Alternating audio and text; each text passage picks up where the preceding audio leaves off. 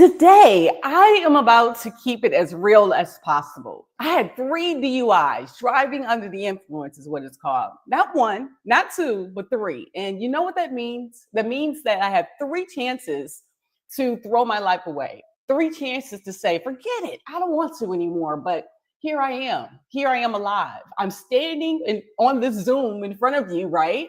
Because I made a decision to change. And actually, I'm not standing, I'm sitting. But either way, in 2023, I hit one of my lowest points, September 30th, 2023. And I got my 3rd DUI. And I was sitting, God, why me? Making excuses. But let me be honest, why not me?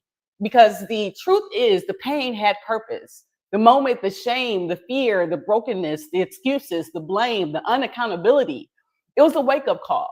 That was the last time I said, you know what, that's enough. I even connected with my friend Lowell Friedman and directed me back to Smith Counseling Centers to be able to have a Richard Smith sit down and say, are you ready now after your 3rd?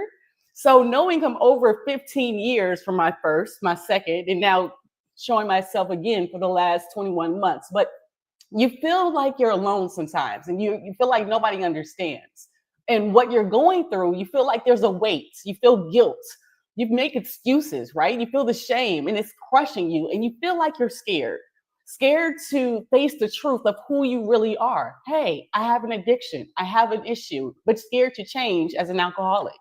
And being honest and saying it out loud, it's not like you don't want to make the change. It's not just your license you're losing. You have the opportunity to lose your freedom, your family, your friends, your mentality, your mindset, and you can lose your life driving and drinking under the influence. So that's why today is so powerful, because my friend Richard Smith is so intricate in building the mindset that I have, because now sitting down and knowing that in this journey with me, walking every single day, I have a therapist, Richard Smith, from Smith Counseling Centers, that helps me do this virtually every single week since November 2023. And so when you hear my story and coming back after your 3rd DUI just to have strength and still getting started, only 21 months sober, you have the power to see what change is. So I'm excited to bring my friend Richard Smith in and helping in regards to so many people in change. Richard Smith, thank you so much for today coming to live virtual conversations. How are you this amazing morning?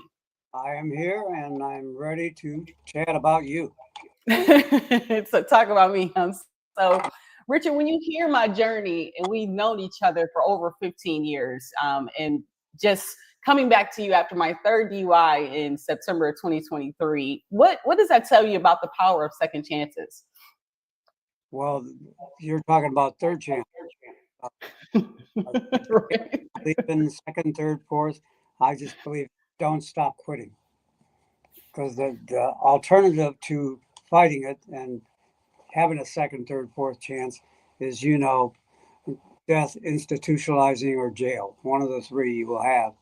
And you chose to fight it and uh, make use of the possibility of counseling and outpatient therapy. And you've been consistent and one of the leaders of our group. So welcome back. Thank you, and I appreciate that. And share with me, like my lawyer, Lowell Friedman, actually introduced you to me years ago. And what part in the process do you help in regards to just being introduced with a lawyer for someone that has addiction? Well, that is an interesting question, because I was with Lowell on his very first assignment when he became a junior lawyer with one of our bigger referrals, and he worked for him. And so I met Lowell at the Secretary of State hearing, and we hit it off immediately. And we talked about what I believe uh, the theory is that get somebody into counseling right away. Don't wait for the court to tell them to do something. Do something proactively by getting yourself in treatment so that you are still fresh from the arrest and fresh from all the negative self-talk that we throw at each other. And you go through the process. We go through the process with them, from every court date, the sentencing, if needed be. Lowell has asked me to appear at the sentencing so we can talk personally about what that person has done, and also the judge or the court can see who they're dealing with. And I like that the court's familiar with me as well as I'm familiar with them. And that makes a difference.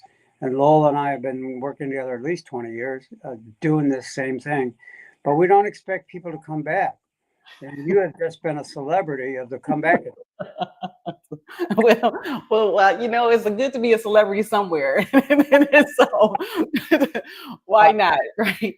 That But you, I mean, I like the fact too that Lowell has a process of being a lawyer, and it's just not going to court and facing it. Just you all's relationship. So, in regards to like someone that does how does that beneficial in regards to your Smith Counseling Center working with a lawyer? Someone that gets a DUI. then it gives the client more confidence because we're on both sides. We are a team, that, so to speak, put it that way, that we go every step of the way because you do, like you said, you do feel alone. Right. You got the lawyer on your side as your team member, and you got a therapist on your side as a team member. We're not going to paint any rosy pictures for you, but we're going to be realistic with what you're facing. And it could be anything from probation, jail to prison. So tell me this, Dick. How I know I have my opinions, but how would you say your Smith Counseling Center, your group therapy via Zoom or face to face? How is that different from other programs like recovery programs? Like, what makes you different? Well, I've worked in hospitals in Flint and Detroit and Royal Oak and Pontiac, so I'm familiar with what the hospitals do, and it's a pretty structured program. There's A, B, C, and at this time we're going to be on this page, and we use the 12-step program exclusively. And I believe in all that stuff, but I think personality does make a difference. And any student interns we've had over the years, we train in the sense of humor of Smith Counseling. Because there's no bad topic at Smith Counseling. We will attack any counseling, any topic that comes up. And you very well know, as the time you led the group, that you can do that. Just come up with a word that makes sense, and immediately people start to relate. First, they relate that, well, he didn't pick on me. But then, because you are a talker, you get people talking. And that's Right. about you. So I need to find the strong person in the group and help them help me. And you've done. And you've literally helped me because I was just sharing with my mother yesterday, you just don't know how intricate therapy is. Like, why do you think, Vic, that everyday stories like mine and so many others in recovery or dealing with addiction can inspire people to like step forward and get help? Well, I think we believe that would never happen to us. And I'm sure you've said that even after the first one. I'll never do this again. Oh my gosh. And as we say, shit happens and life happens. All right. But what we think we're on the right path comes back to remind us that we got to think that through again. And now you're doing that, and doing stuff like this podcast makes it far more clear in your mind what your choices are. Right. But some people in the illness, if it's far into the addiction, don't even have a choice anymore. They one drink and it puts them out. And that's what we try and do. And AA says, don't pick up that first drink and you'll be okay. And it sounds so simple. But then they have a symbol for that says, keep it simple, stupid. And Right. we tend to complicate our lives very easily, starting with ourselves and our family and our friends. And we don't need to. I think we need to all lower our footprint and what we do and what we say on a daily basis. And this kind of experience that you're providing lowers your footprint because you're spreading the news around and you're getting other people to see what the options are out there. So in that sense, I think we're different than a hospital program, because if you come in the middle of the program, literally you got to wait till they start again. Right. And it's open-ended. We take anybody any day of the week. And there's always senior members like yourself and other people on Saturday morning for sure who can welcome them in, because I asked specifically, what are the rules? And everybody looks kind of scared. And then people like yourself say, there are no rules. And that's other than being honest and being courteous. But there are no rules on this day, we're going to be talking about this, because it changes with your life. Your life changes every day. So tell me, Dick, like in regards to what made you start Smith Counseling? How long have you been doing therapy? Because I know we've, we play on it on your, in regards to your birthday, October 7th. but how long have you been doing this, and what made you start Smith Counseling Centers? I was married in 1970 to a wonderful woman named Julie, who later became a probation officer in Flint, so we still had a connection. But in 73, I was at a hospital, Hurley Medical Center up in Flint, and they were looking for somebody to talk to an incoming patient. And because I'd been working in that program for a while as an orderly, I think in $3 an hour, wiping people's whatever and feeding them food and giving them back roads. And I really enjoyed that. I thought that this was really giving back. I was so positively influenced in my family and my education. And at 19, I had the exceptional opportunity to go around the world on a university ship that was a total university for 110 days. So I came back with a fresh idea of what does it mean to be American, but bigger, what does it mean to be a human being?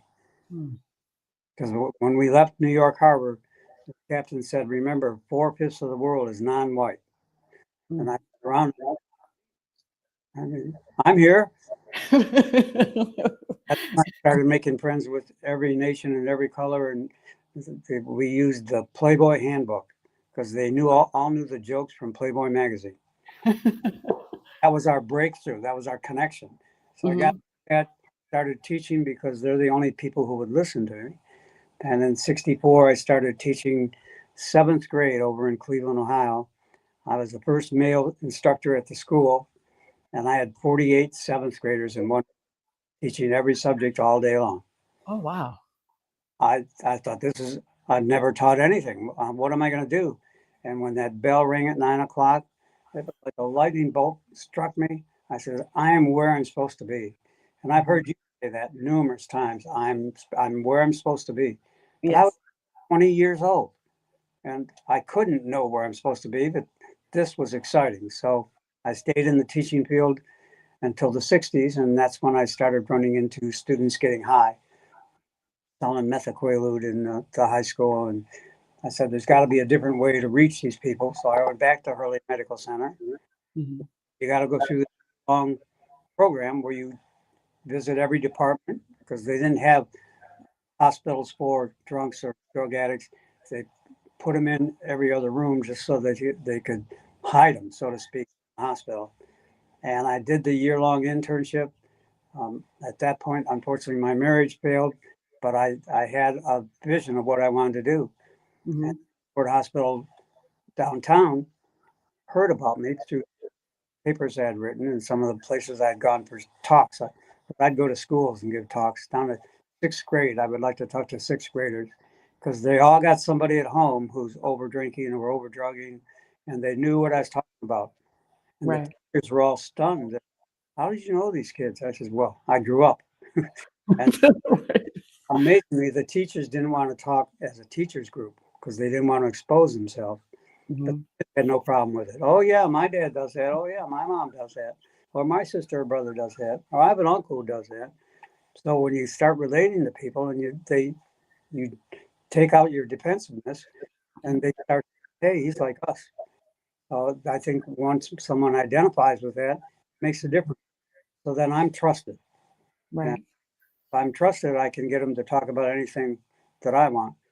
But generally, I try and pull it out of people. What's going on with you today? If you could change anything today, what would it be? And those topics just go through. I had to train numerous interns. Don't have a plan when you go into group. Oh, we got a plan. No, you don't. They will make a plan. It'll happen. Trust. And it happens. You've been to how many? 100, 200, 300 groups? Yeah. And say, okay, now we're going to talk about this. Now we lay out a possibility and see what tricks people into talking. Because now with Zoom, it's more difficult because you have people in the room and people on this TV screen, and it's hard to get them to relate back and forth. But we've been doing it for, past COVID years, so it's been 5 years at least. And then all the rest of the time, I just had groups over. I started in 73, So this is my 52nd year of doing this stuff. And I've Yes, that's amazing. twice. Never had the same group twice. I think about that because, oh, that was a really good group. We should do that again. Right. Can't go back. You know, people say, I want to go back before I was drinking. I want to go back when my marriage was good. I want to go when family was together. You can't go backwards. All you can do is aim forward. So sometimes, so this is a tool that I don't think I've used in your groups, I'll put a piece of masking tape from the corner of the room to the corner of the other side and say, have everybody face one way. Tape's still back there. You know it's back there. And if you want to go back there, all you got to do is turn around. Mm. Nobody would turn around because they didn't want to go back there. Right. Say it. I want to go back before I had a problem. Well, in our experiences, you always had a problem. When was it going to show its ugly? Mm. And you had a problem on the first one, but you had a number of excuses about, I lent my friend, oh my God, you were good. You were good. So I thought group would be the only thing that would work for you because you are enthusiastic and you're naturally people are drawn to you, so you could grab their attention. And one of the things, the feedback I get about you is, how does she have a problem? She's so enthusiastic. She doesn't have a problem. Well, I got 2 degrees. I don't have a problem, but I did. My dad died at 50 from alcoholism. My parents were divorced twice before I was 11. And yet my mom said, you're going to private school and you're college. Don't even think about it. Don't even ask me about, can I go to the public school? Can I go to the local college? You're going to college. And my goodness, the day I got those degrees, it made a difference in my life. I had opportunities that I didn't think I had. So my brother and I were the only ones on the block who went to college, and we have been very successful in our careers. But I had no idea that it would start with teaching. So I remember the day I came home with all the books for the 7th grade. I told my mom, I'm going to go teach. And she said, you're going to form people's brains?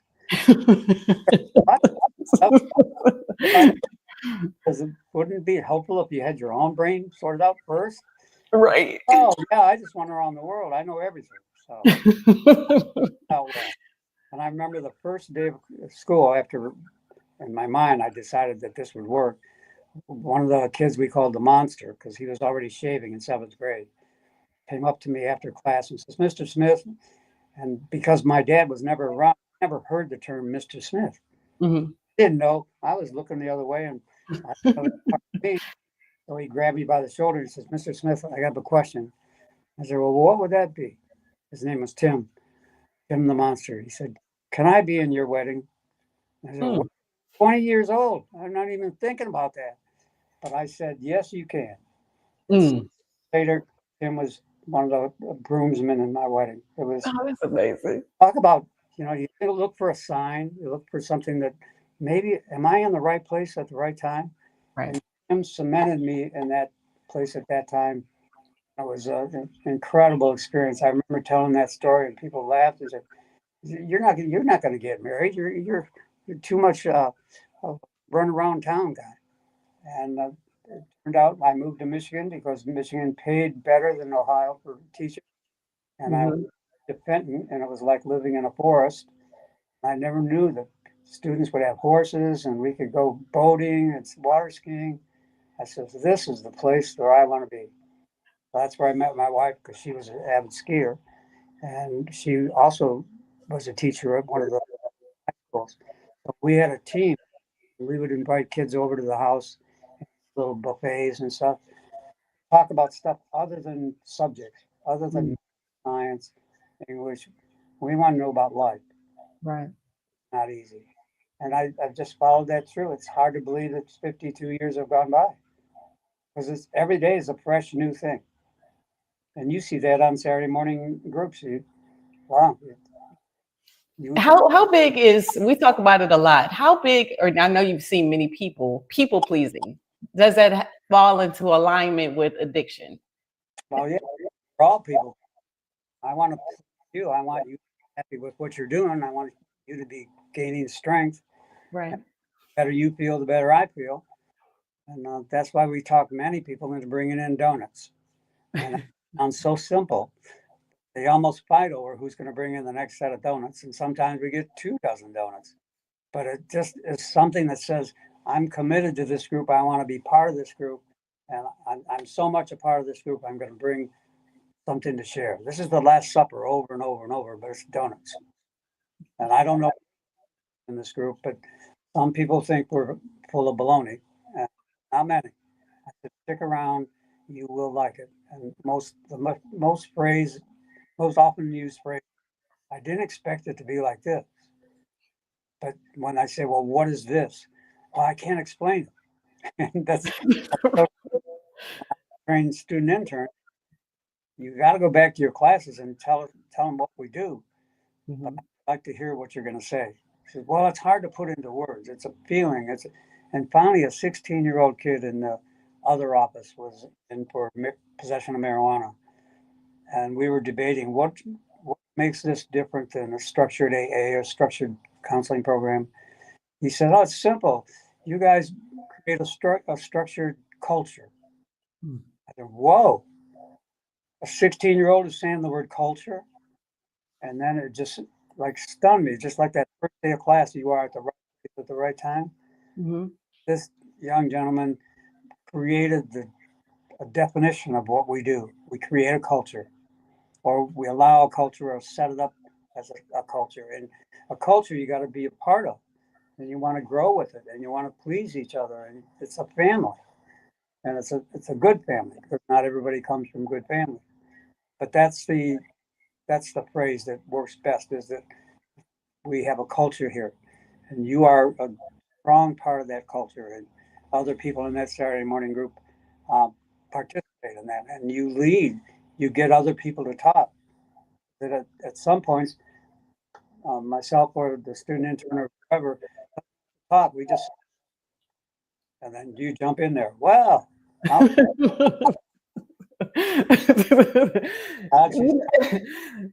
you know, in the world, Nick, that therapy has a negative connotation, and you've been doing this over 52 years. Now, if you started as an educator, right? I come from a family of educators, so that has a positive connotation, but therapy isn't as received. So, how do you actually help people first walk in the door and then keep coming? Because honestly, if I could say one thing about therapy now that I'm committed, is it gives you a different perspective to talk to someone that has an unbiased opinion. But I mean, how often do you see someone that has a mental state about therapy being bad type thing, and actually transform to actually be a part of their daily regimen or weekly regimen? there's very few out of, we do 4 groups a week, and if you start counting those up at 52 weeks a year or 52 years, that's a lot of groups. Right. So there isn't anybody we haven't met before coming in that door, and they're pretty much terrified, Mm-hmm. know what they're walking into. When they walk into a group of 6, 8, 10, 12 people uh, who they don't know, and some therapist is going to ask them. And I don't think we people to talk. I think we invite them just by the way they sit around in a circle, and the way there might be donuts or something to eat. And it's like a festive family dinner. And we always have a new guest for dinner, and they can choose to talk, or they will find something that makes sense to them. And I can see by their face gesture, they're shaking their head like you are now. And I go, well, now they're going to talk. So it's a matter of bringing up a question that they can relate to. How do you feel about that? The famous therapy question. How do you feel about that? Then when I talk to each one of those people who are new after the group, that's the big phrase that comes back. Well, I never expected this. I thought you were going to tell us what to do. No, I can't do that, because then you'll come back and say it's your fault. Right. You have people come in with notebooks and, okay, I want to take notes. I don't know what you're taking notes on, because it's just jibber jabber talk, meaningful talk, and sometimes it can be very difficult. Because in recent history, I think it was in May, one of our well-known clients participating in two or three groups a week passed away. He was only 30, and that's all. say, well, where is he? Where is he? And we had to repeat the story over and over. And that gets very difficult because the story never makes sense. I can't make sense out of someone who takes their own life. And that happened. So now that's part of the family. That's the dark side of the family. That when new people come in, they'll wonder why his picture's on the front. And we got to explain it. So we relive it every time we tell it. By reliving it, that's therapy, that's grieving, that's counseling, that's being forward. We're still going on. We're not stopping, slowing down. We're not changing direction. But not everybody reaches the promised land. And One thing you keep saying too, my friend, is recovering, facing everything and recovering. And a lot of people just having that fear of change, that in its that in itself is huge. And so I know you've walked with thousands of people. Some have made it, some have not in regards to recovery. What's one of the hardest struggles you've seen someone face and how did they push through? well, recovering, I don't think there is a recovery like Yeah, that's true. endpoint. The recovering, the toughest thing in my experience is forgiveness, Mm, starting with yourself. Because you can't forgive somebody else. You know what that feels like unless you've forgiven yourself. right. We beat ourselves up, and the courts help beat us up by saying, "Well, you're a drunk," and that, or go to court, go to jail, go to counseling, go to the hospital, whatever. There's different ways to get to recovering, and recovering is a state of mind. It's an attitude. You're good at that. You create an attitude when you that screen, and you, what you're doing with these podcasts, and it's made a difference. Your life is not, I don't think, is where you wanted it 20 years ago. No. This is God's plan. I tell you that all the time. That's why I embrace it. And you know, a lot of men, I've been trying to, and that's why I'm so thankful for the process. How difficult is it for men to go through therapy and actually, you know, in regards to just showing up first off? But do you have that, you know, issue in regards to just it's more men in our group than women, and so but I mean, how does the communication lines in regards to like men, like you said, forgiving themselves, but then getting to the second step, knowing that they can love themselves through it all? Well, I've had people who reject the whole theory Right. because I'm not, we're leading and telling them, given here's homework, this is what you got to do, and in 2 weeks you're going to be feeling great, and in 6 weeks you're going to be opening a liquor store. Well, they don't know. That's Right. and the fear is yourself. Mhm. What if I do change? But I'm used to my old self, and I'm used to my old behavior, and I'm used to my old ways. Every Friday we do this, every Saturday we do that, and it's not that way. We can change because change is the only in our lives, Yes. and yet And- we just it's just so amazing. And you are a living example because I'm and- said yeah.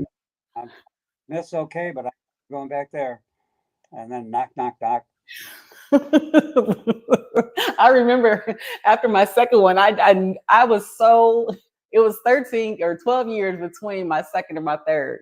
And I was so adamant for so long on not getting my third, like in regards to I mean, I changed everything but stop drinking. Like I did everything different. I didn't, you know, it just took a fluke in regards, hey, maybe I should stop drinking. And maybe if you do get pulled over, guess what?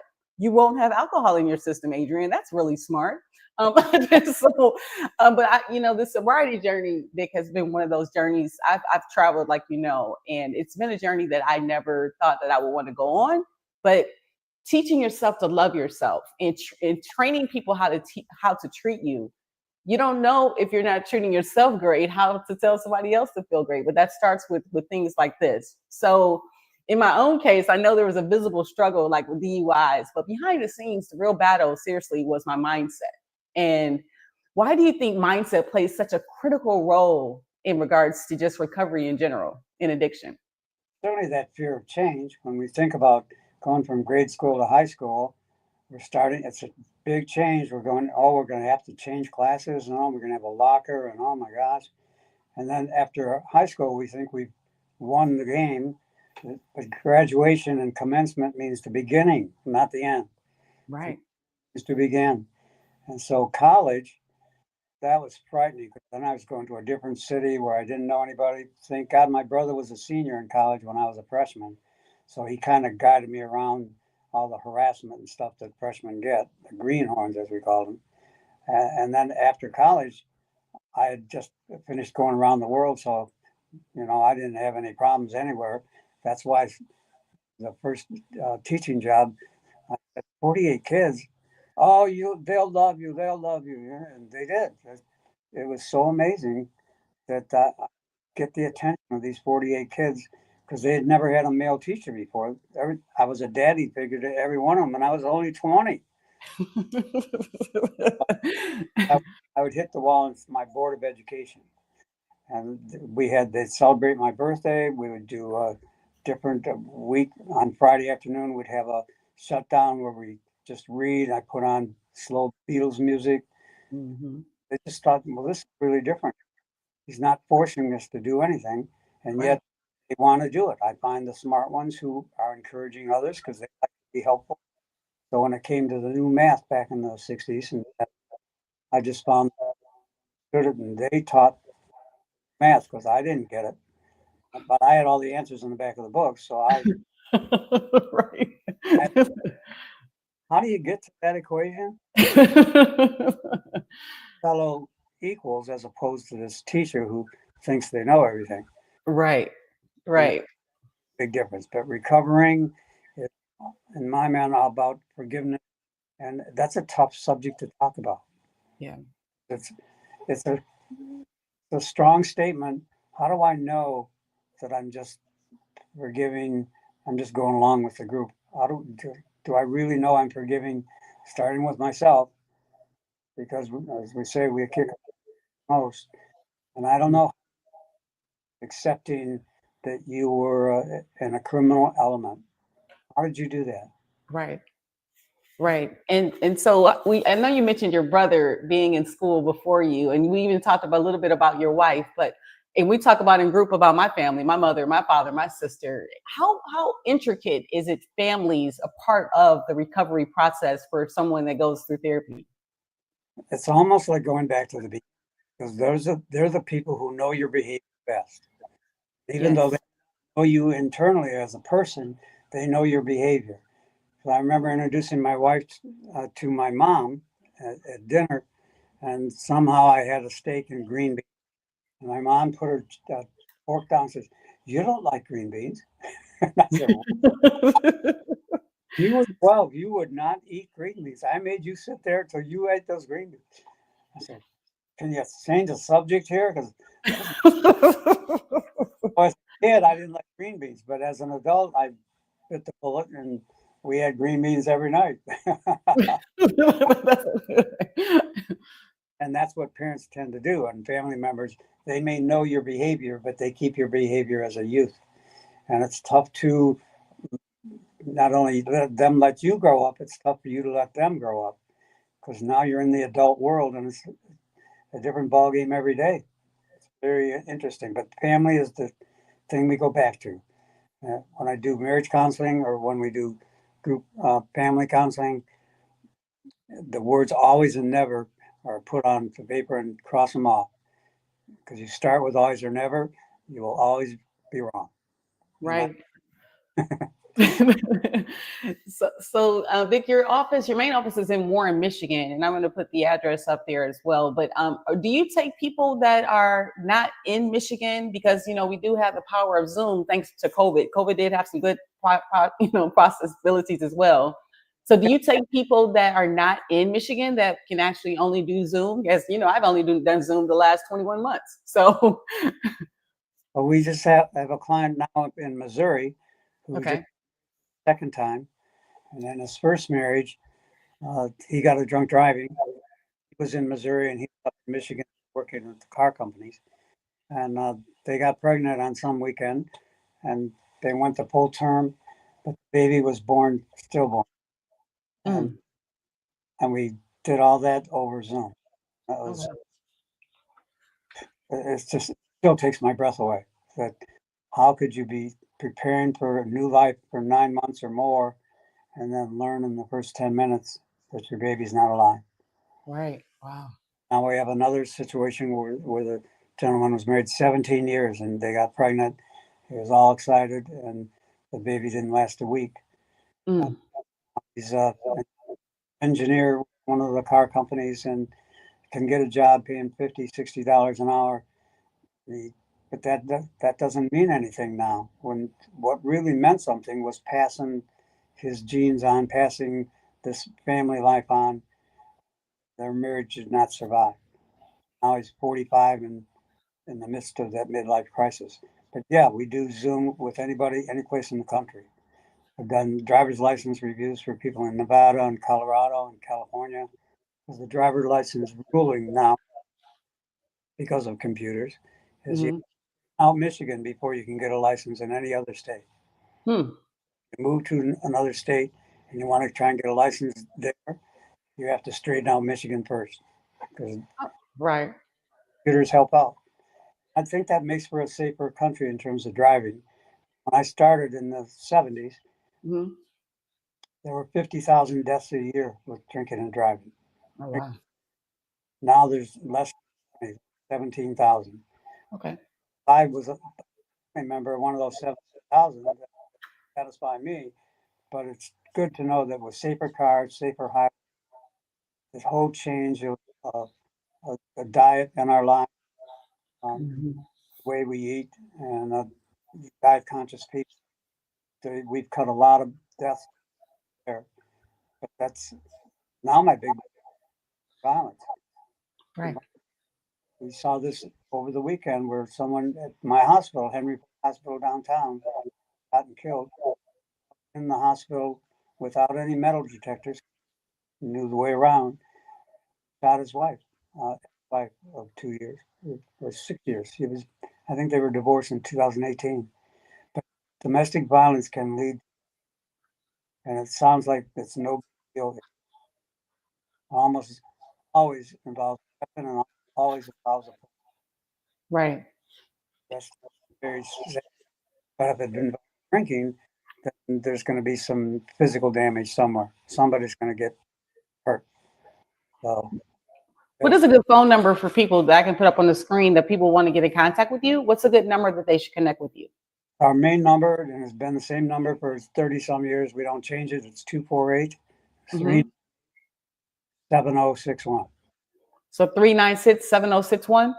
98 398. Sorry. 24/7. I'm the only one who answers that phone, or I'm the only one who gets the messages. I can't say I answer it, and that's part of my reputation. I'll get here, Right. I'll get here. So, Nick, in your experience, what happens if someone keeps putting off help? Like, do you get an Adrian Mays?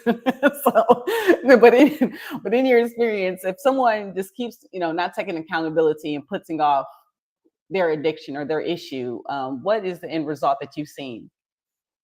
Uh, well, it's called returning to the Smith County. I mean, that's by word of mouth or by your experience. If I say, "Why did you come back here?" Some people would say, "I felt heard. I felt you did listen to me. I didn't listen to you, but you listened to me." And we do that. And sometimes it's hard to listen to some people who just want to rant and rave. But I tend to cut that off. And we always have the Zoom thing. We've never done that. Cut somebody off when they're talking. I've seen you do it. So, what do you think my story would have looked like if I didn't come back, even after getting my third DUI? Because through this third one, finances were different, as you know, and life was different. So I didn't have all of the resources that I had for my second DUI, investing in a lawyer, investing. So I had to go through the actual process that I'm still going under.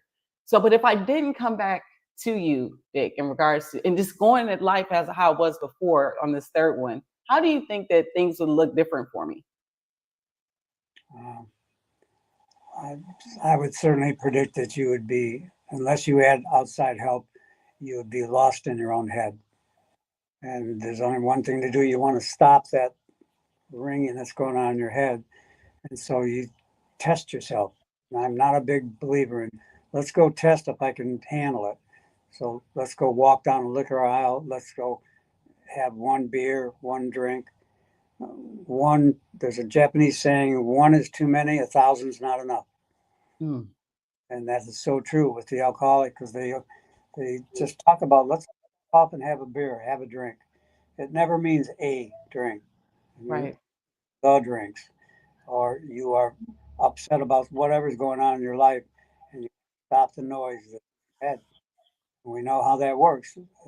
Talk it out loud. That's why the groups are the main source of therapy and communication with Smith Counseling, because you got to hear with the way you sound, and you watch people toward you, or you watch treat you, because we have some personality in our group, and they're not all the same, but they have an opportunity, and that's fair. We have a gentleman who's here for weed only, and he thinks it's really overkill that he has to go to counseling for weed. But even in the last 2 weeks, he started involving himself with group, and he's starting to smile and laugh. And that just means that he's letting some of his defenses down, and he's starting to listen. Because then halfway through the group, he says, "I got something to say." Well, I didn't ask, but go right ahead. Right. That's you want to talk. Good. Because at first you didn't want. You just wanted to sit in the corner, and Right. that makes a difference. And it's the other people who invite the new person to be involved. And that is true. When you think about a dinner table, there's always someone who's real quiet, there's always someone real loud, somebody who won't eat something. And I didn't like green beans. Right. How big, Nick? Because you have Mike that's there as well. You're a mentor and leader for him as well. How intricate is it not only being a mentor to Mike, who's a therapist with us, but to be able to help someone through their own addiction, just showing them the way, being a therapist for over 50 years. Well, I very similar approach because I probably had a dozen or more student interns from colleges from Oakland to University of Detroit to Mike is from Siena Heights, um, all over the Tri-County area. And the deal is they're seniors when they get into this kind of an internship, and I got to convince them that they don't know everything. Right. The way to do it is to listen, and you're going to be given authority just by your education, and take that authority and use it kindly and delicately. Because if they think you're pushing something down their throat, they will not listen to you. No, so Mike came in right during COVID, so I didn't know he had a smile for the first 6 months because he had a mask on all the time. People were suspicious about, can we have groups? Can we do this?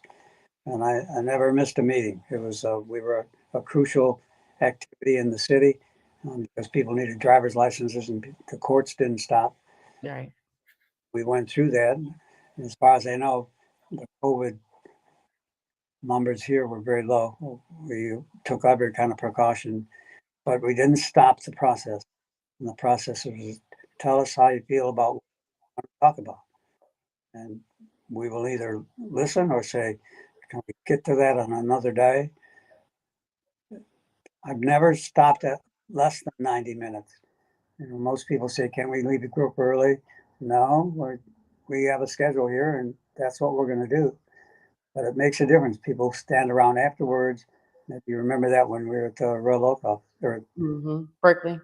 people would stand around and talk afterwards, and almost I had to chew them out because Right. Right. going on, that culture is being created, and I like that. So, Dick, if someone could take one lesson from this conversation, and I truly appreciate you taking some time this morning to actually do this with me as my random acts of kindness leading to my birthday. But if someone could take one lesson from our conversation, what would you want that to be? Do you hear yourself? Plug yourself. Leading up to my birthday. What it is. What would the one lesson be? Yes. Give it a chance. Give it a chance. In a difficult legal situation, you need everybody on your side. And from the beginning, from the police officers to the court, you don't see people rooting for you. And I think coming into this counseling practice with a culture that celebrates you, Right. as opposed to being a criminal, you're a potential better human being. And Right. Mike talks about making yourself the best, how's he put it, best version of Best version of yourself. Yes. Yeah. different. We give opportunity, and we turn the lights down low. Um, we sometimes we'll use music. Sometimes we'll have whatever someone else's theories are. That's why particular Saturday you led group. Right. Right. So for someone that's on the fence, Dick, in regards to walking into or even plugging into a Zoom session of counseling, what would you say to them right now? Give me 15 minutes. You don't have to stay 90. Just give me 15 minutes. And if you don't like what you hear in 15 minutes, have a nice life. I mean, that's all it takes, because people feel the warmth, people feel the comradeship, people feel Yeah. different. And that's their big answer. This is not what I expected. So that 15 minutes, how can that help? And then we're going to wrap up with the fun questions, because I'd like to keep it within the time frame. But what's your vision on just that 15 minutes of those conversations to kind of break cycles of addiction and choose freedom? Because that's what it is. Well, I think if someone's listening in those first 15 minutes, they see that the therapist or the other people who've been around the block a few times are listening to what you say. I really frown on someone telling them, well, what you need to do is Right. not going to get anybody anywhere. I don't mind if they say, this is what worked for me, but to tell somebody what they need to do, you're back into a teaching situation. You know, not everybody's successful in school, but if it's an opportunity to learn, Right. turn on Discovery Channel on TV, or you turn on MTV, you're looking for a focus. And we focus on recovering, we focus on honesty and openness, and we focus on the truth. That was amazing, Dick. Thank you. I thank Lowell all the time for just introducing me to this process, because if I hate to say it, this is the best DUI I've ever received. It's crazy as heck. But let's do something fun real quick before I let you go. So if you could be any superhero character, what would it be? Because I'm not a big Marvel comic, but I did like Superman. No, Superman? Okay. Okay, I'll go with Superman. Now, if there was one food, my character was Flash. That's one of those calls that you're not going to answer.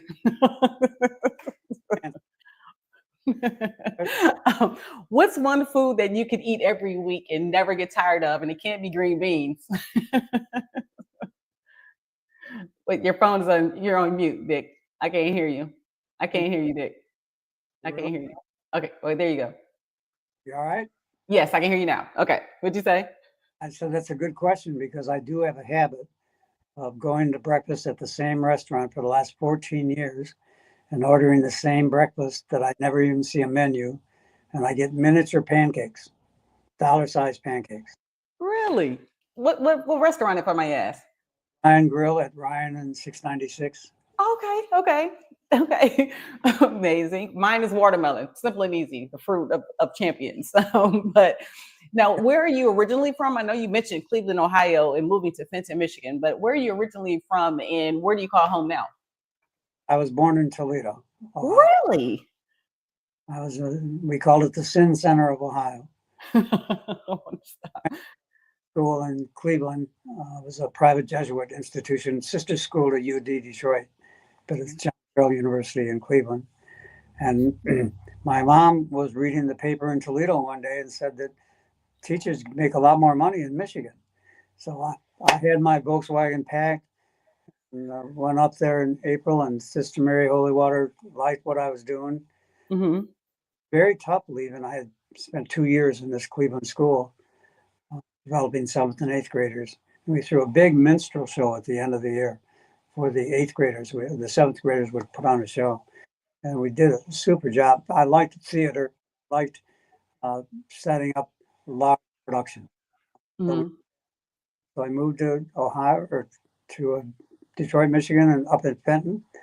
And then I've been there for 20 years. And then I got a job at Henry Ford Hospital downtown. So I moved to Lake Orion and finally to Royal Oak, where I set up my business in the 80s. Royal Oak was going through a downstroke. So I could get an office and a desk and a chair for $75 a month. Wow. Oh, I never looked back. And then I knew some attorneys who referred me to other attorneys. And then I met you. And you're my glowing, I just need you to come on every week. Soon. You know my date. Soon. Now, December Right. 21st, 2025. Yes, that's a long history. But right now, born right by the other office in Bourne. Okay. Now, in regards to your favorite place in travel, where's your favorite place to travel and why? On this excursion around the world, 16 different countries. Over 100. Really? I took 18 hours credit and got a 3.5 because the instructors were world figures. Um, and if you're sitting on a boat deck and seeing Asia on one side of you and Africa on the other, because you're in the Suez Canal, how can you not learn from that experience? You're there. Right. I was in Beirut when John Kennedy was assassinated Oh, on wow. BBC, and that the world changed, and it was not going to be the back to the States. But I had to write an editorial on how the U.S. government does not fall, continue the process, and it's all set up. So we came back to a different United States than we left. Hmm. And that's why teaching made more sense to me, because they were frameable minds and they had gone through that thing with their parents. And trust was a tough thing after that, trusting anybody. So Right. this country I like, um, so clean and so beautiful. And we went up into the mountains and down in the city, it was warm, but in the mountains, it was snow. What country was it? Because I didn't hear you. And Tokyo, Japan, Okay. Kyoto. Japan. Okay. Yes. I did not want to go to Hiroshima or um, any place where the bombs went because I just didn't want to deal with that. But the stop after Japan was Hawaii, Mm. kind of nice. And we had final exams on the long trip from Tokyo to Hawaii. And by then I knew what the grades were. So the last few days I got back into San Diego and we could see the glow of the United on the horizon because we stayed all night. Mhm. We tried to put blankets all together all the way around the boat so we had community and see we're coming home, we're coming home. Because most of us had never been gone for 110 days to anything. Wow. Amazing. We were all under 30. Wow. Amazing getting back in the United States. It was tearful. They had fireboats shooting off rays as we came in the harbor. And 100 or 1,000 people met us at the ship. But I had to fly back home because I had nobody in California I knew. So it was a bittersweet. I'm saying goodbye to people I knew for 110 days. Right. Back to what I thought the bum didn't want to finish school, and now I wanted to finish school. I had to pay for it. That's how the teaching came into play. I saw an ad on the placement bureau. Teachers wanted, and I went over and interviewed and got all those books and went home and told my mom. And the rest is history. Wow. That is an amazing story. I'm so glad we asked that question. Now, so in regards to a day or a holiday or a season, what day do you look forward to most every year? Mine is now my sobriety day. It used to be my birthday. It used to be September 6th is my birthday. That's the shameless plug. But my sobriety date, November 20th, 2023, is my date, like that I look forward to, because it gives people inspiration, including myself, a reminder of change.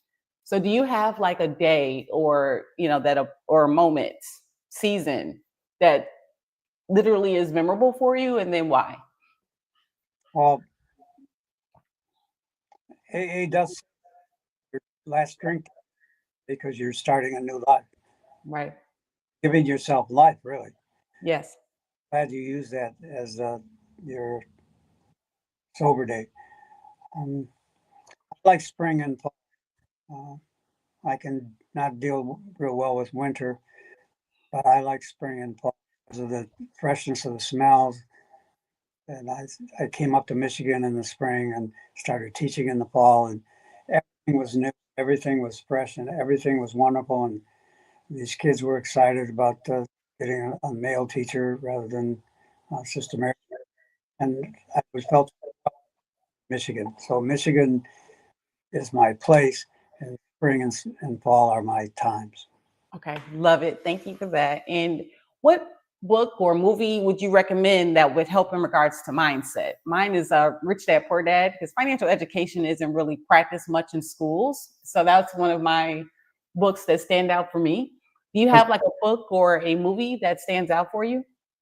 Robin Hunting Say it one more time. Your phone broke up. and Goodwill Hunting. Goodwill Hunting.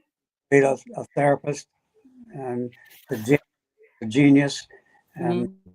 we go in at night instead of cleaning the board, work out the problems on the board. And so Robin Williams found out who he was and got him to sit down and talk with him, and they developed a rapport. It's a great movie. I mean, Robin Williams, a therapist and as a straight actor, was extremely well done.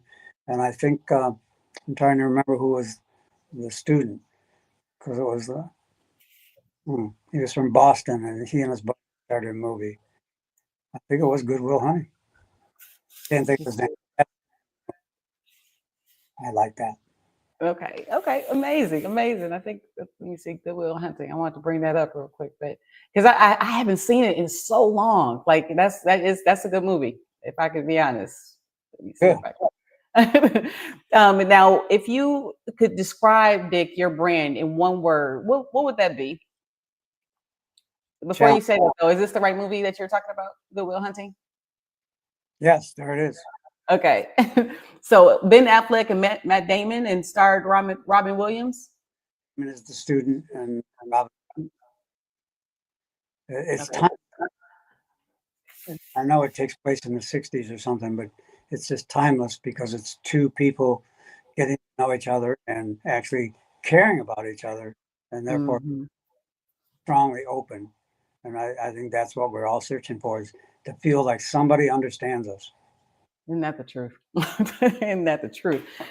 So if you could go back, Nick, to your younger self and tap yourself on the shoulder and give yourself a piece of advice after all the life experience, all the things that you've seen. Oh my gosh, I know it's been so much that in everything that you've been through. What would it be?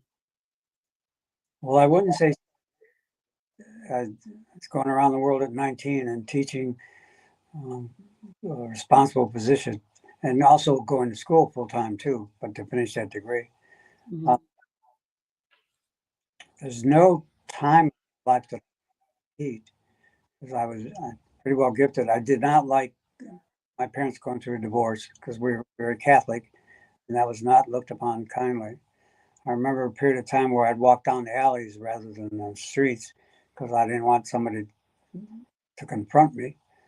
Not that anybody even knew, but in my mind, everybody knew. Everybody could tell that I was a Catholic going through a divorced family, but nobody knew. I did in our head, Right. so I don't want to repeat that. I liked marriage, enjoyed being married to good parts, but that takes a lot of strength and support, and you got to find out how to be on the same page on the same day. And too often it's one or the other, and that doesn't always work out. I'm a good marriage counselor now. Right.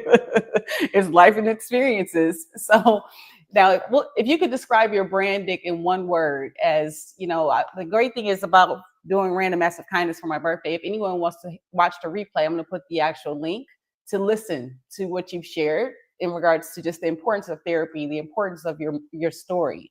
But if you could describe your brand, Dick, in one word, what would that one word be? Challenging. Challenging. If you want to challenge yourself, because that's almost competitive, then think about 15 minutes of therapy with us. You said challenge. So your one word is challenging. If I can see something that's challenging, then I want to participate. I don't want to avoid that. I like being challenged. This is a challenge. You're a Yeah. challenge. I am a challenge. I am a challenge. I agree with that. But Dick, I want to take a moment seriously and not only thank you for your time today, but thank you for all of the years, for being patient with me, for loving me regardless before I could love myself. And honestly, I asked you to be a part of this because I could not do this without you. Like, I am so thankful where I am now and excited where I'm going, but I didn't even know the importance of what therapy is. But having somewhere I can land, having somewhere I can be authentic, myself, and love regardless, that's what Smith Counseling Center does for me. That's what you and Mike give me in regards to just the growth in each design of this thing called life. So I honestly wanted to. That's why I wanted you to come on for my 46th birthday, because I wouldn't have seen 46 in this mindset, Richard Smith, without if it was not because of you. And I truly thank you from the bottom of my heart. And I wanted to do the same for you. You are welcome. You give reason to stay on. I should be retired. I don't even think about retirement.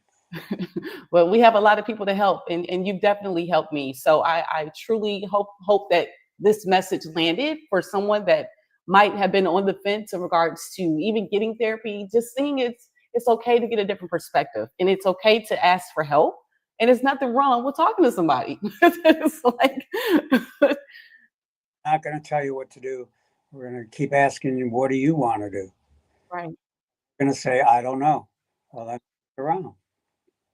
Well, like Mike says, I want to be the best version of me. And that's what Smith Counseling Centers helps me to do every day. So thank you so much, Dick. All right. Thank you. Thank you, my friend. I'll see you soon.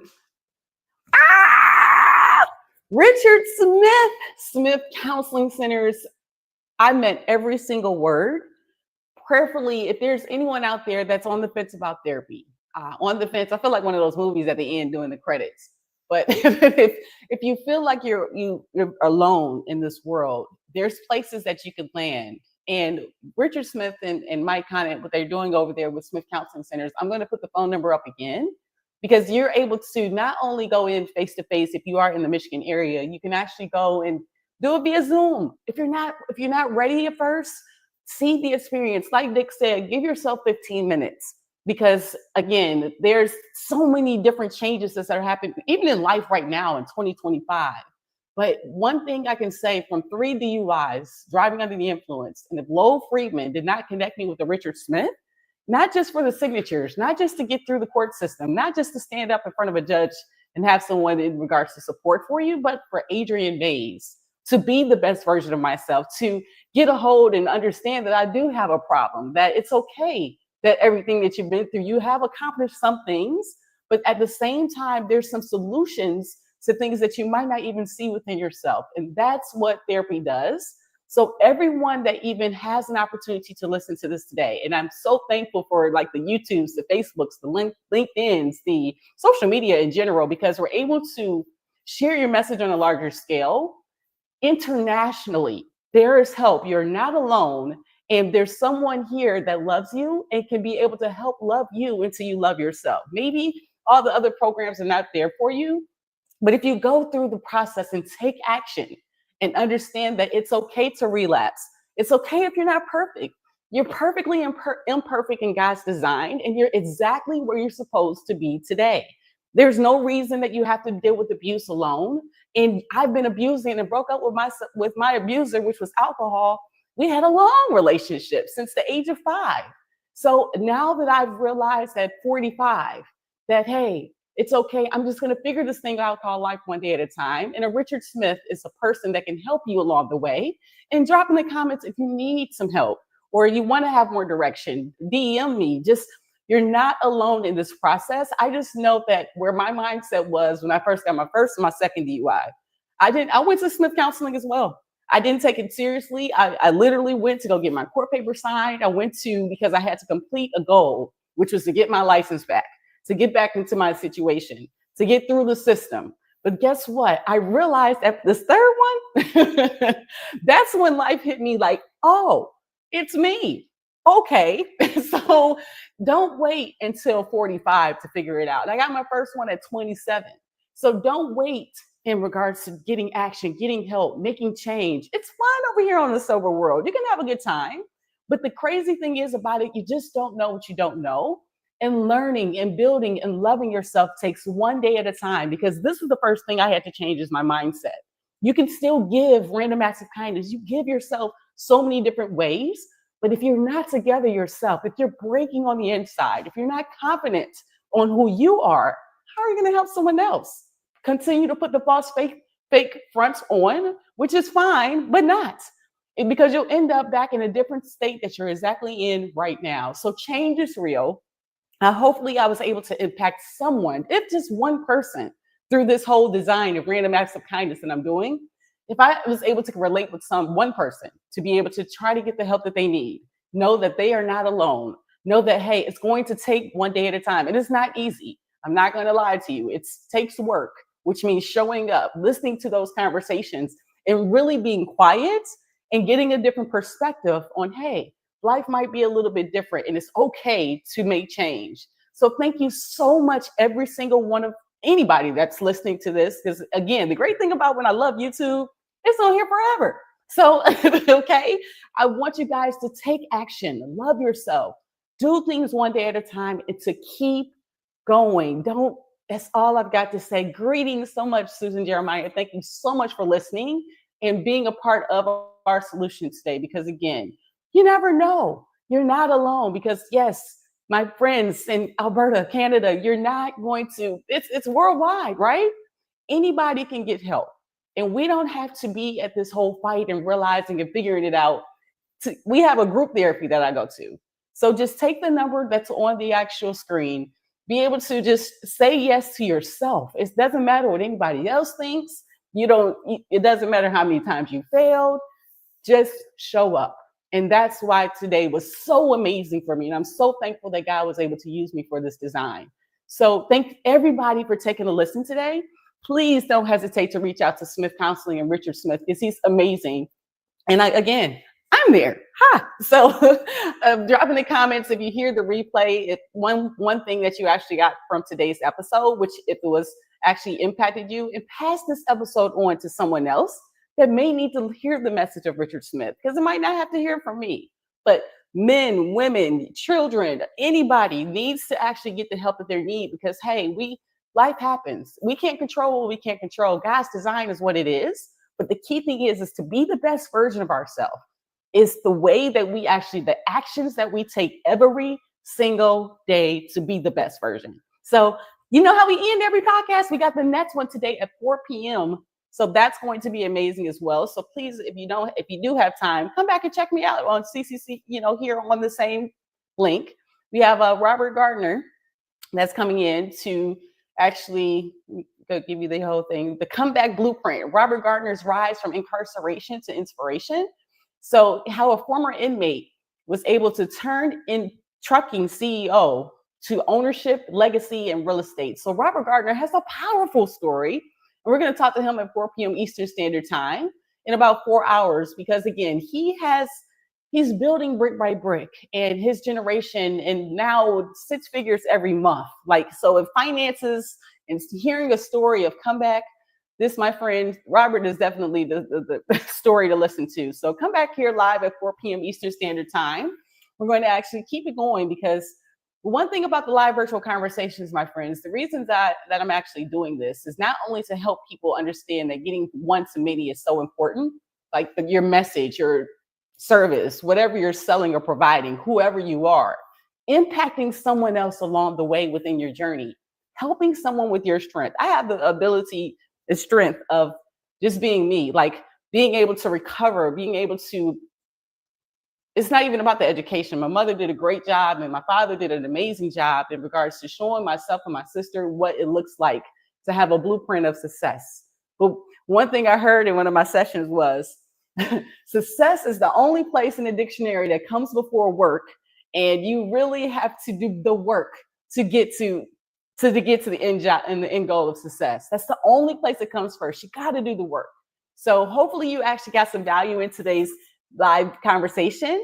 I will, I shall be victorious. What up, though? Detroit, Michigan. I'll see you at 4 p.m. Eastern Standard Time. Let's go. Deuces.